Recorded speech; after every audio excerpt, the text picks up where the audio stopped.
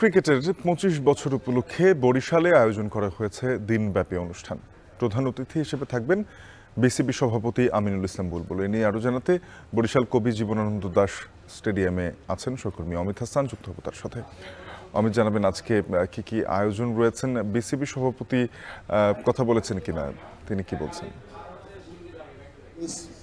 বাংলাদেশ জাতীয় দলের শাফিন, একটু জানিয়ে রাখি, বরিশালে বেশ কয়েক বছর পর কিন্তু এরকম আয়োজন করা হয়েছে এবং এতে যারা খুদে প্লেয়াররা রয়েছে কিংবা প্রাক্তন প্লেয়াররা রয়েছে, খেলোয়াড়রা রয়েছে, তারা কিন্তু খুব খুশি এবং সন্তোষ প্রকাশ করেছেন। এবং এই মুহূর্তে কিন্তু কিছুক্ষণ আগেই যিনি বিসিবির সভাপতি তিনি এসে পৌঁছেছেন এবং এই মুহূর্তে কিন্তু যে বরিশালের খেলোয়াড়রা রয়েছে তাদের উদ্দেশ্যে কথা বলছেন।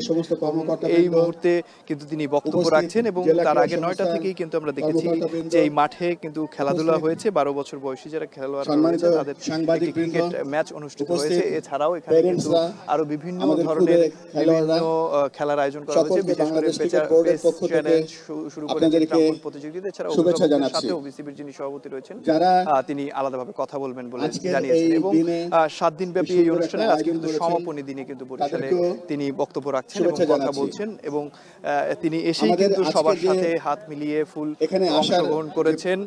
এবং এই মুহূর্তে আমরা একটু বিসিবির যিনি সভাপতি রয়েছেন তার কথা শুনে আসি। প্রথমে আমরা বাংলাদেশকে 4 ভাগে ছিলাম ডিসেন্ট্রালাইজেশন করার জন্য। বরিশালকে রেখেছিলাম আমরা ঢাকার মধ্যে, কিন্তু পরবর্তীতে দেখলাম যে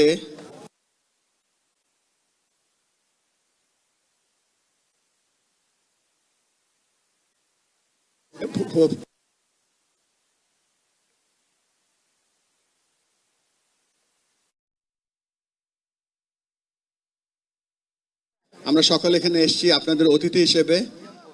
আপনারা যে পরিমাণ সম্মান দিলেন, আমি যখন ক্রিকেট খেলতাম তার ছিটে ফোটো এখন এর কাছে আসতে পারবে না। অনেক ধন্যবাদ আপনাদেরকে।